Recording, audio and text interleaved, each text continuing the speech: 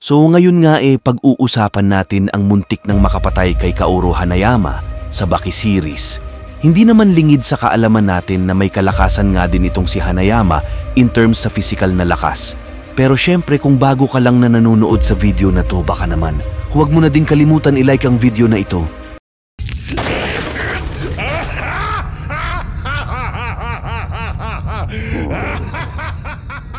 Nag-umpisa nga ang chapter na to na kung saan inabangan ni Hanayama si Miyamoto sa isang public place.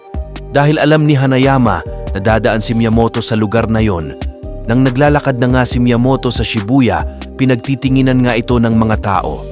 At dito nga makikita natin si Hanayama na nag-aabang ito kay Miyamoto. Nang makita nga ni Miyamoto itong si Hanayama na surpresa nga ito at makikita nga din natin ang mga taong nag-uusap na may hawak nga daw na espada si Miyamoto. Nang ilang saglit lang naghubad nga ng damit itong si Hanayama at makikita nga natin ang malaking tattoo nito at si mismong si Yujiro Hanma ang nakatattoo dito. At nagulat naman dito si Miyamoto sa ginawang paghubad ng kasuotan ni Hanayama. May napansing na nga ding isang bagay si Miyamoto kay Hanayama. Napansin nito kung bakit ang presensya nito ay kulay puti. Namangha nga dito si Miyamoto dahil kakaiba daw si Hanayama sa mga naging kalaban nito. Dahil kay Baki nakita nito ang isang banquet, kay Pickle naman maraming ginto na sinasamba, kay Yujiro Hanma naman isang tumpok na mga ginto na kung saan naaabot ito sa kalangitan, at kay Shibukawa naman ay isang malawak na hardin na punong-puno ng bulaklak na kasing kulay ng puso nito. Pero kay Hanayama ang napansin lang dito ni Miyamoto ay isang puting kulay. At iniisip nga ni Miyamoto na hindi naman siguro dahil bata pa nga itong si Kaoru. At iniisip din ni Miyamoto yung tindig ng pagkakatayo ni Kaoru na kung saan hindi nito kayang depensahan ang sarili nito. Na pinagtataka talaga ni Musashi na bakit ganun nga. Pero bigla ngang pumwersa ng isang malakas na suntok nga itong si Hanayama habang nakatayo nga dito si Miyamoto. Nang isang saglit nga tinamaan nga ng isang malakas na suntok nga dito si Miyamoto na kung saan sapul nga ito sa mukha. Na halos tumilapon nga ng napakalayo nga dito si Miyamoto at nagpagulong-gulong.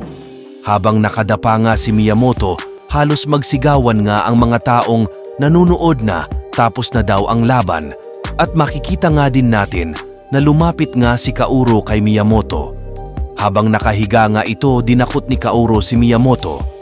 Habang dakot-dakot nga niya ito, binigyan pa niya ito ng isang malakas na suntok sa sikmura na kung saan pinangsalag ni Miyamoto ang mismong espada nito sa kamay ni Kaoru. At makikita nga natin na nahiwa nga dito ang kamay ni Kaoru at inamin naman ni Miyamoto na may kalakasan nga daw yung suntok ni Hanayama. Nagulat naman dito si Miyamoto nang makita nito ang kanyang espada na nahiwa ang kamay ni Kaoru. Pero hindi naman ito ininda ni Kaoru. In fact, sinuntok pa nito ng malakas ang mukha ni Miyamoto habang nakabaon ang espada nito sa kamay niya. At sa pangatlong pagkakataon nga tumilapon na naman si Miyamoto sa pagkakasuntok ni Kaoru. Nang nakabulagta nga si Miyamoto, parang masaya pa nga ito sa lakas ng pagkakasuntok sa kanya ni Hanayama. Sa kabilang dako naman makikita nga natin dito na naiwan nga sa kamay ni Hanayama yung espada ni Miyamoto dito. Mula sa pagkakabulagta ni Miyamoto, mabilis din naman itong bumangon at umupo nga ito.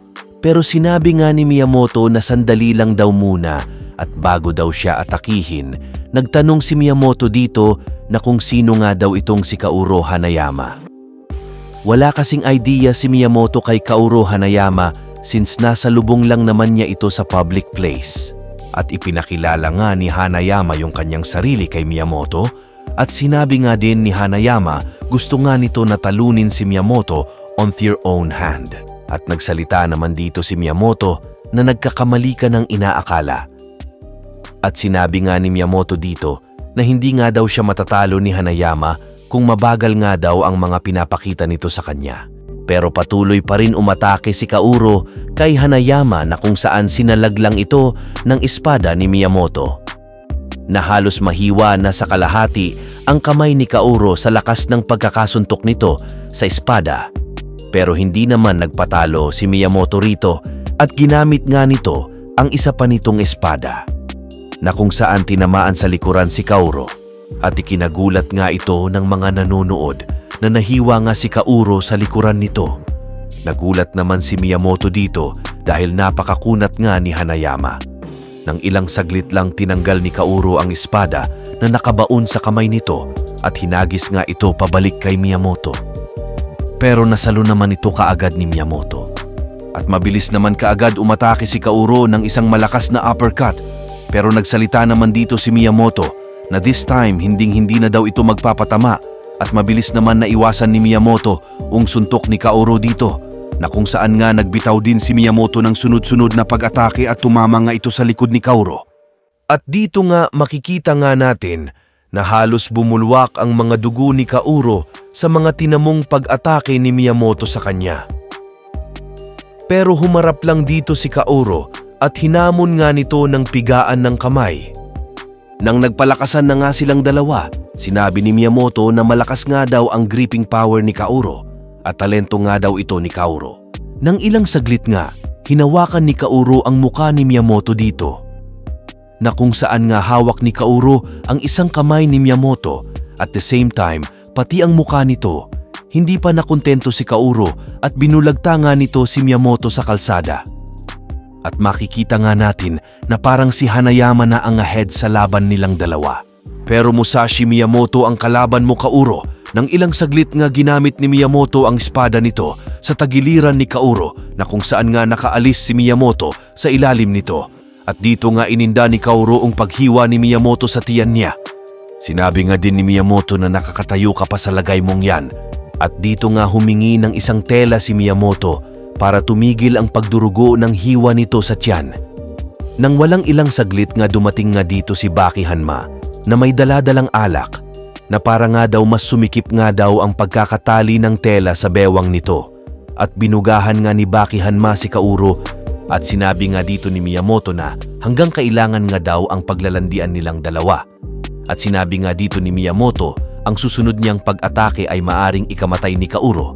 At umatake na nga si Miyamoto at tinamaan ulit sa tagiliran si Kaoru. Pero umatake din naman si Kaoru pero mabilis naman ito na iwasan ni Miyamoto. At hindi napansin ni Kaoru na tinamaan siya ng espada sa muka ni Miyamoto ng 2 beses na sunod-sunod. Na kung saan halos mahiwa ang buong muka ni Kaoru sa pag-atake ni Miyamoto ng espada sa muka nito. Hindi pa nga nakontento si Miyamoto, umatake pa ito ng isang malakas sa kung saan tinamaan nga sa likuran na naman si Kaoru. Dahil sa natamong pinsala ni Kaoru Hanayama, napaupo na lang ito. At sinabi nga dito ni Kaoru, ginawa na niya ang lahat para talunin nga itong si Miyamoto. Pero hindi daw siya ang karapat-dapat na tao na tatalo kay Miyamoto. Nang ilang saglit nga gagamitin na sana ni Miyamoto ang espada niya para putulin ang ulo ni Kaoru dito. Pero bigla naman humarang dito si Baki at nag-warning kay Miyamoto na kung bubunutin nga daw ni Miyamoto ang espada nito, hindi daw magugustuhan ni Miyamoto ang gagawin ni Baki sa kanya na hindi ito makakasurvive. At dito nga natatapos ang chapter na to. If ever hindi hinarang ni Baki Hanma si Miyamoto, ikamamatay kaya ni Kaoru Hanayama ang gagawin sa kanya ni Miyamoto? At syempre, kung nagustuhan mo ang ating review about this chapter, huwag kalimutan like ito. See you in the next video guys. Maraming salamat. Peace.